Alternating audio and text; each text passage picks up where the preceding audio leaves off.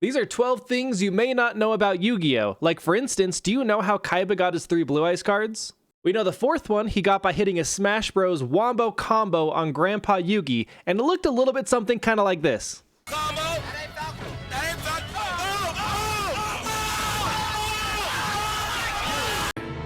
And look at the sweet prize I won.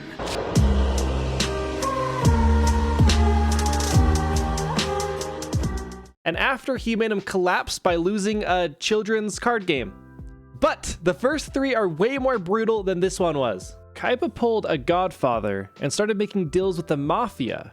Or he straight up just made them unalive themselves, I guess. All of this coming from a man who simply looks like a PS5.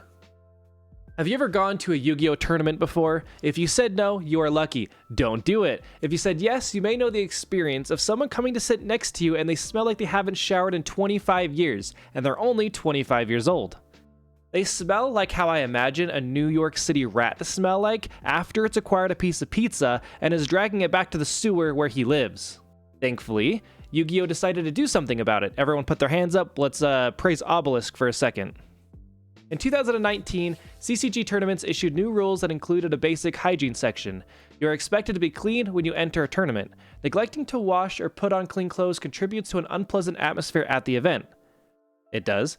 Persons who neglect self-care to the point that they are a negative impact to the tournament may be asked to correct the issue in order to continue in the event. You know, instead of maybe getting the new gold tins this year for Christmas, maybe some deodorant would be best. Also, don't even get me started on Smash Bros. Tournaments. Those are a lost cause at this point. Did you know that Relinquished has a face? And no, I'm not talking about the very, very suspicious looking Thousand Eye Restrict. What do you call that? I'm talking about the face that's up here. Back again to the PS5, did you know that Kaiba was based off of a real person? Yu-Gi-Oh's creator Takahashi had a friend who was into collectible card games.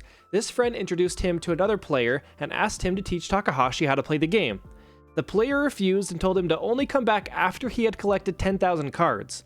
This encounter pissed Takahashi off initially, but he realized afterwards that a jerk who thought he was too good to play a card game with a lesser player would make for an excellent character. I wouldn't be surprised if the guy in the story started saying "screw the rules, I have money," kind of like Kaiba does in the abridged series. Did you know the 3 Harpy Lady sisters all have individual names? It's not just 1, 2, and 3. They come from Greek mythology where there's a trio of Harpy Lady sisters, so kind of all adds up. Also, I'm definitely going to be saying some of these names wrong, so bear with me. Harpy Lady number 1's name is Arrow, coming from Aelo, which means storm or storm swift in ancient Greek.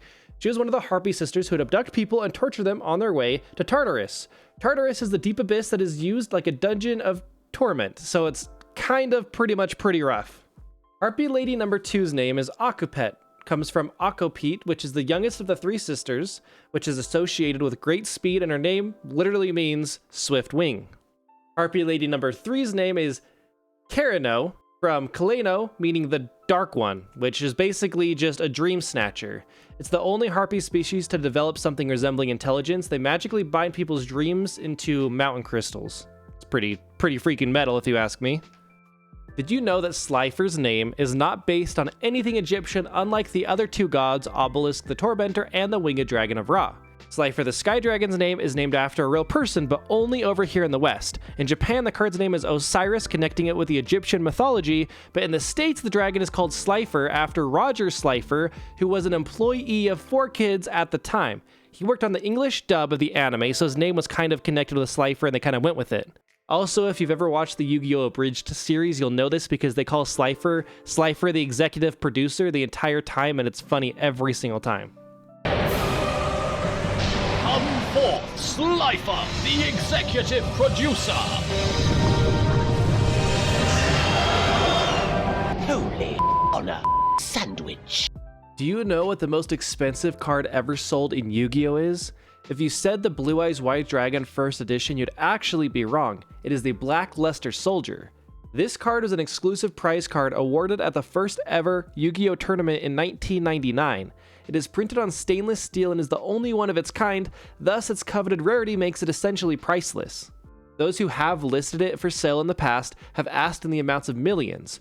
Record of its sales are very hard to come by because it's so extremely rare, but the estimated price would be around 1 to 2 million or maybe even more. The Blue Eyes White Dragon PSA 10 First Edition does come in a second at around $85,000, last sold in 2020. Anyone who does have the Blackluster Soldier is definitely sitting on a gold mine right now, and it must be nice.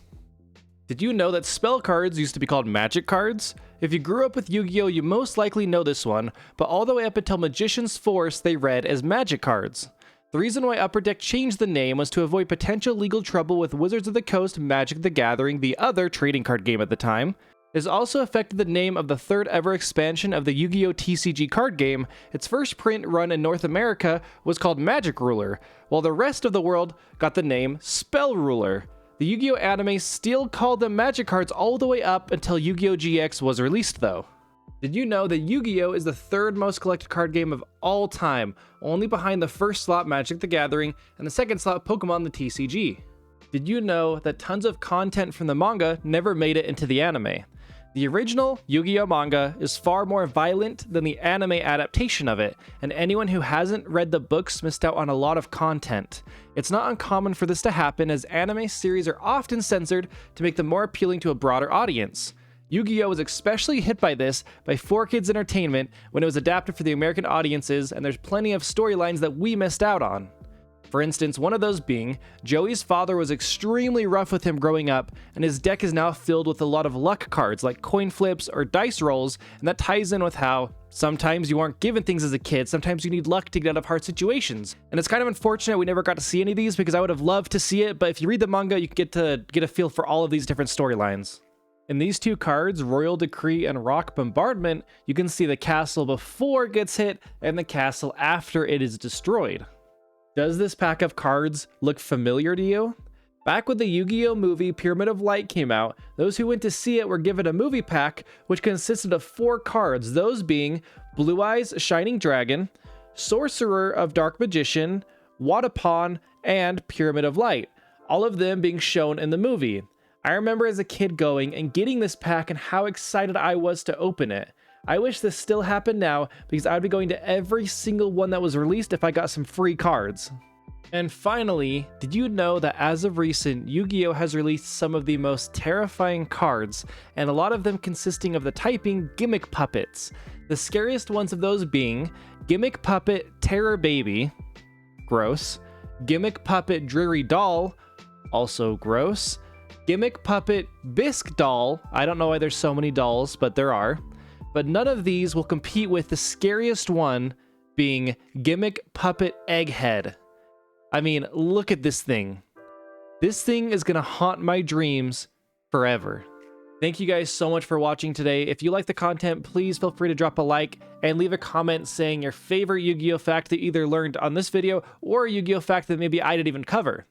You guys are the best. If you like the content also, please feel free to subscribe. I hope you guys have a fantastic day, and I hope that I see you guys on the next one. Peace out.